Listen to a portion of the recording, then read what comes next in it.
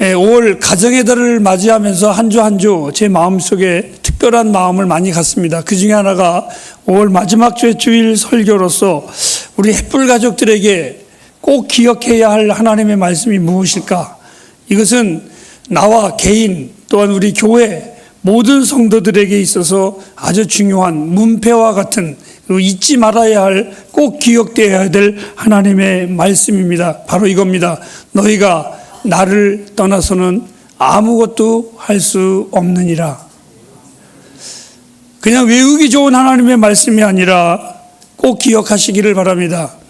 아마 이렇게 설교한 사람은 전에나 후에나 아무도 없었습니다. 아니, 누가 교주라고 떠드는 자들이 헛소리로 자기가 구세주고 자기가 전부라고 말을 할 때에 저는 그 사람들을 볼 때 어울리지 않고 오히려 역겹고 헛구역질 나는 그들의 모습을 볼 때가 있습니다. 그런데 이상하게 예수님께서 내가 곧 구주라, 내가 포도나무여 너희는 가지라, 나를 떠나서는, 이러한 말씀을 하실 때보다 예수님은 참 잘 어울리십니다. 어떻게 이 말씀이 그분에게는 이렇게 잘 어울릴 수가 있을까? 정말 기가 막히게 잘 어울리십니다. 아마 이 나사렛 예수, 이분은 사람 이상의 그 어떠한 존귀함을 지니신 분, 나를 떠나서는, 이 단호한 말씀 한마디는 이 말씀의 위엄이 그분이 곧 하나님이심을 드러내시는 거룩한 말씀이라고 저는 확신하고 있습니다. 오늘 이 말씀은 그리스도를 떠난 예수 안 믿는 사람들에게 주님이 하신 말씀이 아니라 마지막 최후의 만찬을 마치시고 이제 어느 순간 십자가를 지실 그 목전에 앞에다 두고 제자들과 함께 거닐며 포도밭을 지나게 되었습니다. 제자들에게 둘러싸여 있을 때에 주님은 그 제자들을 향하여 포도나무 비유를 하시면서 나를 떠나서는 너희가 아무것도 할 수 없느니라. 즉 참 제자인 가지가 되는 제자들에게 주님이 말씀을 하셨습니다. 저는 이 말씀을 좀 더 이렇게 해석을 해보았습니다. 나를 떠나서는 너희가 아무것도 해낼 수도 없고 너희가 아무것도 만들지도 못하며 창조할 수도 없으며 아무러한 열매도 맺을 수 없다라는 단호한 말씀을 한 요약해서 나를 떠나서는 라고 말씀을 하셨습니다. 오늘 이 5절 말씀 앞절 4절 말씀을 다시 한번 보도록 하겠습니다. 시작. 내 안에 거하라, 나도 너희 안에 거하리라. 가지가 포도나무에 붙어있지 아니하면 절로 과실을 맺을 수 없음 같이 너희도 내 안에 있지 아니하면 그러하리라.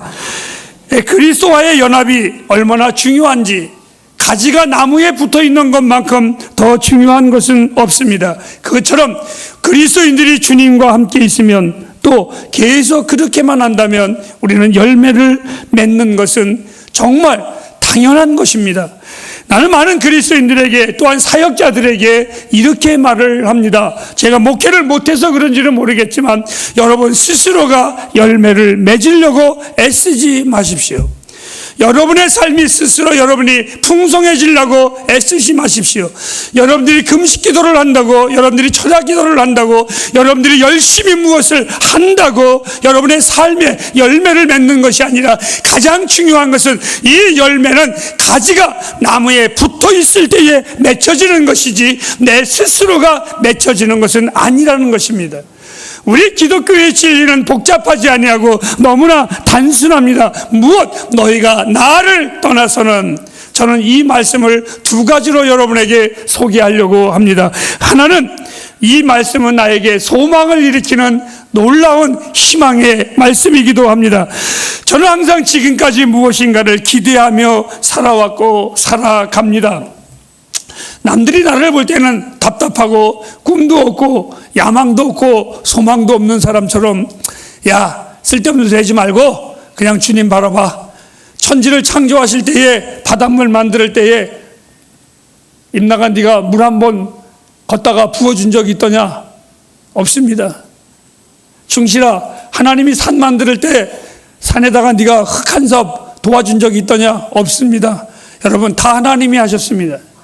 우리는 그분이 하신 것을 즐거워하는 것 외에는 없습니다. 그래서 저는 그렇게 말을 합니다. 그럴 때마다 때로는 무능하게 느껴질 때도 있고 때로는 답답하게 느껴질 때도 있습니다. 하지만 제 안에는 절대로 그렇지 않습니다. 나에게 안에 있어서는 내 삶에 분명한 하나님의 소망이 가득 차 있습니다. 여러분들이 모르는 꿈에 부풀어 있는 사람이 나입니다. 왜? 하나님이 나를 부르신 것은 하나님의 풍성한 열매를 맺기 위한, 다시 말해서 주의 영광에 대한 소망이 언제나 내 안에 있습니다. 나는 아무것도 아니지만 분명히 하나님은 나를 통하여 하나님의 영광을 드러내실 거야. 이 소망이 내 안에 언제나 자리 잡고 그 소망 가운데 지금도 저는 이 자리에 섰습니다. 가지가 나무에 붙어만 있다면 열매는 자동적으로 맺혀지게 돼 있습니다. 근데 그 열매도 오늘 성경에 보면 그냥 말른 빼빼한 간신히 붙어있는 열매가 아니라 풍성한 열매요, 더 나아가서 극상품의 포도 열매라고 가르쳐주고 있습니다. 신약성경 갈라디아서 5장 22절과 23절에 보면 성령의 9가지의 열매가 나옵니다. 사랑과 희락과 자비와 양성과 오래 참음과 즉 그러한 모든 열매들이 나오는데 그 열매를 하나하나씩 보시기를 바랍니다. 그 어떤 것 하나 우리 스스로가 맺을 수 있는 것은 아무것도 없습니다. 오직 그 열매를 맺기 위해서는 내가 그 능력 주시는 자 안에 거하는 것 외에는 없습니다. 우리가 주님께 붙어 있다면 세상을 이기며 사탄을 이기며 삶의 두려움을 넉넉히 이길 수 있음을 저는 확신하고 있습니다. 여러분, 내 안에 나오는 소망은, 우리의 소망은 우리에게서 나오는 것이 아니라 그리스도 예수 그리스도께 붙어 있을 때에 나타나는 것입니다. 주님은 이렇게 말씀하셨습니다. 그리할 때에, 너희가 내게 붙어 있을 때에, 너희가 내 안에 거할 때에 나의 하는 일을 너희도 할 것이고 또한 나보다 더 큰 일도 행할 수 있느니라라고 축복해 주셨습니다. 나의 삶에는 언제나 하나님의 영광을 향한 그 뜨거움이 이글거린다라는 표현을 쓰고 싶습니다. 주께서 어떤 일을 나를 통하여 행하실까 하는 이 큰 기대감입니다. 나는 아무것도 없습니다. 여러분들이 잘 알다시피 정말 건달 목사입니다. 그런데 내 안에 희망이 있습니다. 하나님이 나에게 그 다음의 순간은 무엇을 허락하실까? 그것은 나의 축복도 되겠지만 더 나아가서 나를 통한 하나님의 이름을 높이기 위한 그 기대감이 언제나 나를 늙지 않고 희망에 차고 걸어가게 합니다. 저는 사람들이 나에게 있어서 어떠한 칭찬도 다 감사하지만 그것보다 하나님을 향한 내 마음의 기대는 그 누구도 감당할 수 없는 나만의 축복입니다. 너희가 나를 떠나서는, 두 번째입니다. 오늘 이 말은 내 삶에, 따라합시다, 전율을 흐르게 하는 내용입니다. 나를 떠나서는 너희가 아무것도 할 수 없느니라. 내가 아무리 소망을 가지고 열정을 가지고 쉼 없이 달린다고 하여도 주님을 떠난다면 아무것도 아닙니다. 가지가 아무리 포부가 크고 잘난 척을 한다고 할지라도 그 나무에서 떨어지면 그 가지는 곧 죽음에 불과한 것입니다. 저는 오늘 이 본문의 사실이, 그 가지가 나무에 떨어져 있으면 죽음이라는 그 사실을 여러분의 영혼과 골수에 철필로 지워지지 않게 새겨지기를 주님의 이름으로 부탁합니다. 꼭 그렇게 하셔야만 됩니다. 여러분, 진실로 그렇게 하셔야만 됩니다. 하나님의 말씀에 그냥 허투루트려지는 것이 아니라 여러분이 주 안에 있겠다라는 이 고백이 반드시 고백되어져야 되고, 이것은 여러분의 심장에 새겨져야만 합니다. 여러분, 너무 애쓰지 마십시오. 여러분들이 잘 믿으려고 애쓰지 마십시오. 여러분들이 무언가 잘난 척하려고 애쓰지 마십시오. 성공하려고 노력하지 마십시오. 단 하나, 예수에게 붙어 있으십시오. 주 안에 있으십시오. 그러면 됩니다. 늘 농담 반 진담 반으로 합니다. 걸어가는 놈보다 뛰어가는 놈이 낫고, 뛰어가는 놈보다 날아가는 놈이 낫고, 날아가는 놈보다 더 좋은 놈은 붙어가는 놈입니다. 여러분, 주님께 붙어 있으십시오. 주님께 붙어 있으십시오. 오늘 요한복음 15장 2절 말씀에 이렇게 말씀했습니다. 물은 내게 있어 과실을 맺지 아니하는 가지는 아버지께서 이를 제해 버리시고, 물을 과실을 맺는 가지는 더 과실을 맺게 하려 하여 이를 깨끗게 하려 하느니라. 사랑하는 여러분, 묻습니다. 나와 여러분들이 진실로 주님께 붙어 있으십니까? 이 가지가 살고 풍성한 열매를 맺는 비결은 오직 하나, 가지는 나무에 붙어 있는 겁니다. 나와 여러분들 예수 안에 사시기를 주님의 이름으로 축복합니다. 그리스도를 떠난 그리스도의 모임이 무슨 소용이 있겠습니까? 예수가 없는 설교가 무슨 설교가 될 수가 있겠습니까? 예수가 없는 예배가 무슨 예배가 될 수 있으며, 예수가 없는 교회의 사역이 무슨 소용이 있겠습니까? 예수가 없는데 그 모임과 설교가, 그 모든 예배가 생명이 있겠습니까? 우리 안에 절대로 샘솟는 생수가 없는데 어떻게 우리가 풍족함을 누릴 수 있겠습니까? 오늘 성경은 단호하게 이렇게 말했습니다. 다만 밖에 버리어 던질 뿐이니라. 아무것도 아니라는 겁니다. 많은 그리스도인들이 줏대 없이 이랬다 저랬다 합니다. 예수를 자기 말로는 그렇게 오래 믿었고, 목사 되고 장로 되고 권사 되고 집사 되고 늘 떠버립니다. 그런데 무슨 일만 있으면 주님 멀어졌다가 또 시죽벌죽거리면 가까이 왔다가, 나는 이런 모습을 보면서 여러분, 오늘은 그리스도인이 아니고 내일은 그리스도인이 됩니다. 가지가 어떻게 붙었다 떨어졌다 합니까, 여러분? 마태복음에 보면 소금이 그 맛을 잃어보면, 소금이 맛을 잃은 소금 보셨습니까? 소금은 절대로 맛을 잃을 수가 없습니다. 있을 때에도 소금이고, 우리 눈에 보이지 않는 녹아 있을 때에도 소금은 언제나 짭니다. 즉 그리스도인은 그 어떠한 환경과 여건 속에서도 언제나 그리스도인이라는 겁니다. 대한민국 그리스도인들 얼마나 웃기는 가짜 그리스도인들이 많습니까? 좋을 때는 헬렐레 거리고 그리스도인인 척하고, 또 나쁘면은 정말 온통 다 마귀의 앞잡이처럼 떠들고 다니고, 얼마나 안타까운지 모릅니다.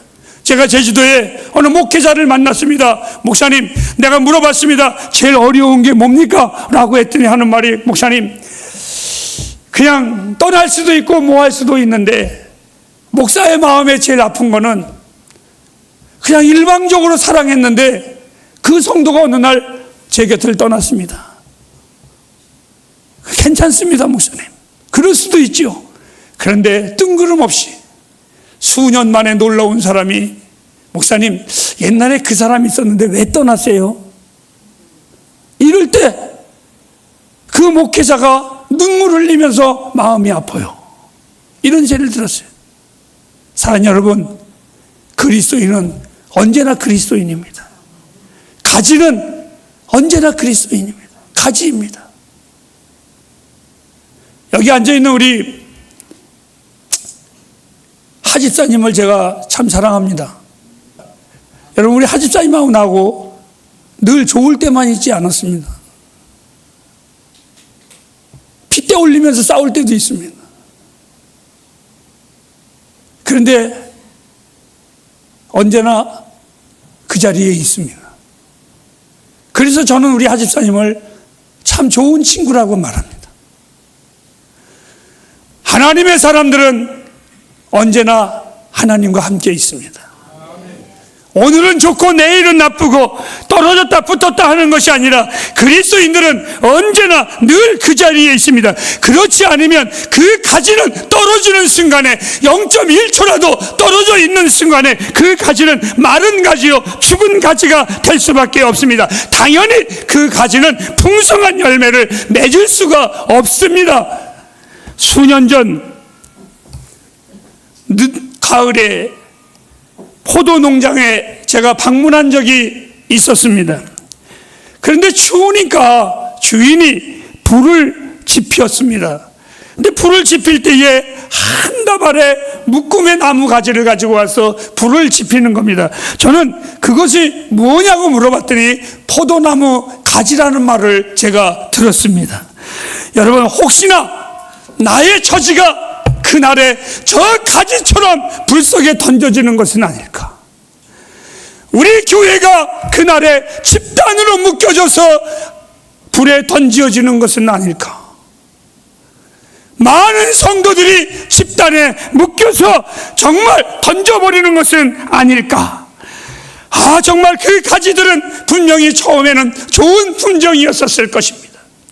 그 가지들은 처음에는 푸르게 보였고, 처음에는 그 가지를 주인이 정성껏 아마 키웠을 것입니다. 그런데 그 가지들이 어느 날 잘려서 다 땔감으로 전락해버리고 한 다발의 묶음이 되어서 불에 던지어버립니다. 아니, 그날에 한 다발의 목사들이, 한 다발의 성도들이 불에 던지어지는 것은 아닐까라는 두려움이 그 포도나무 가지에 불타는 것을 보고 저는 느낀 적이 있었습니다.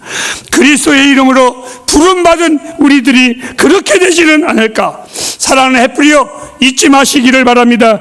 그리스도를 떠나서는 너희가 아무것도 할 수 없음을, 아니 아무러한 생산도 할 수 없음을 유례없이 한국교회는 세계적으로 급성장한 교회들입니다. 그런데 교회들이 세상에 어디에도 풍성한 열매를 보여주지 못하고 있습니다. 마치 오늘날 우리들의 교회들은 어떠한 교회들입니까? 마치 정보회사의 그러한 회사들 같습니다. 그냥 교인들끼리 좋은 것 보여주고, 화려한 것 보여주고, 멋진 것 보여주고, 그래서 교회가 부흥시키고 얼마나 멋지고 화려한지 모릅니다. 그런데 문제는 이 땅의 교회들이 정말 그리스도에게 붙어있는 교회들이라면 교회들이 세상에 풍성한 열매를 주고 계십니까? 그렇지 않습니다. 세상은 교회를 향하여 목말라 하지 않습니다. 기대하지도 않습니다. 너무나 속이 상합니다. 풍성한 열매가 있다면 아마 그랬을 겁니다. 교회들이 세상에 얼마나 풍성한 열매를 주었습니까? 제가 처음 부산에 왔을 때에 그 교회가 50년, 60년 된 교회입니다. 사람들이 주변에 이렇게 말합니다. 내가 이 교회의 목사입니다. 그런 교회가 있었어요? 있으나 마나한 교회들, 아무런 소리 없는 교회들, 정말 얼마나 안타까운지 몰라요. 세상의 정보회사는 세상에 정보라도 주지만 교회는 무엇을 주고 있습니까? 결론은 주님께 붙어있지 아니하고 열매가 없고 잎사귀만 풍성한, 가지들만 풍성한, 그래서 어느 날 주님이 무화과 나무에 풍성한 가지를 보고 먹을 것이 있는지 알고 갔지만 아무것도 없을 때에 주님이 저주한 것처럼 오늘날 우리들의 교회는 많은 부흥을 했다고 말을 하지만 실제로 그 안에서 풍성한 열매를 먹을 수 없는 많은 목회자들이 예수를 전하는 것이 온 힘을 기울이는 것이 아니라 기발한 아이디어만 찾고 있습니다. 목회자들은 세련된 언어를, 사람들을 끌어들이는 설교는 없을까? 이거를 배우러 다니고 있습니다. 세상에 자랑할 만한 것은 없을까? 건축과 음악의 웅장함으로 추앙을 받을 수는 없을까? 결과는 아무것도 없습니다. 오늘 성경은 이미 답을 내렸습니다. 너희가 나를 떠나서는, 이 얼마나 어리석고 공허할까요? 우리 햇불교회가 이런 사기꾼 목사나 이러한 허망한 교회가 되지 않기를 기도해야만 합니다. 빵집에 간판과 광고는 멋지게 하지만 빵이 없다면 사람들은 분노할 것입니다. 이 자리에 대한민국의 큰 꿈을 가진 노아스 커피 대표님이 여기 있습니다. 근데 우리 노아스 커피 대표님의 커피를 제가 어느 분에게 추천을 했어요. 근데 그분이 그거를 먹고 이렇게 말을 합니다. 목사님, 이 커피 맛은 달라요. 달라요. 얼마나 많은 커피들이 있습니까? 그런데 이 커피는 뭔지 모르게 달라요. 달라요. 사랑하는 여러분, 우리 교회가 빵이 있는데 빵집에 간판만 걸어놓고 빵이 없다면, 여러분이 잘 아는 루키서에 보면 룻이 있었던 동네가 어떤 동네였습니까? 베들레헴입니다. 빵집입니다. 그런데 그 가족들이 빵이 없어서, 베들레헴에 빵이 없어서 이방 땅으로 갑니다. 그리고 어느 날 빵이 있다라는 소식을 듣고 다시 예루살렘으로, 베들레헴으로 오기 시작을 합니다. 사랑하는 여러분, 우리 교회가 간판은 있는데 빵이 없다면, 아니 커피숍에 간판은 있는데 그 커피가 맛이 없다면, 아무것도 아닌 것처럼 오늘 그리스도의 집에 그리스도가 없다면 얼마나 비참할 것인가. 사랑하는 여러분, 나는 여러분에게 오늘 이렇게 묻습니다. 저는 목사입니다. 성도 여러분, 오늘 제가 전하는 이 말씀 속에 여러분들은 예수를 맛보셨습니까? 주일학교 교사님들 계십니까? 오늘 여러분들이 전한 가르침에 그 예수가 있으셨습니까? 오늘 우리가 드려지는 이 예배에 예수가 있으셨습니까? 나와 여러분들이 교제하는 성도의 교제에 그리스도가 있으셨습니까? 더 나아가 우리 개인적인 삶 속에 그리스도가 있으셨습니까? 마치겠습니다. 가정의 달 여러분에게 마지막으로 꼭 이 말씀이 여러분의 심령에 새겨지기를 원합니다. 바로 이런 겁니다. 주님께 꼭 붙어 있으십시오. 단 1분, 아니 너무 깁니다. 단 1초도 떠나지 마십시오. 주님과 함께 있으면 풍성한 삶을 살 수 있습니다. 저는 우리 주님을 이 통로에, 이 자리에, 이 강단의 예배의 중심에 모셔야만 된다고 저는 확신하고 있습니다. 이 말씀을 기억하지 마시고 새기십시오. 새기십시오. 너희가 나를 떠나서는 아무것도 할 수 없다. 기도하겠습니다.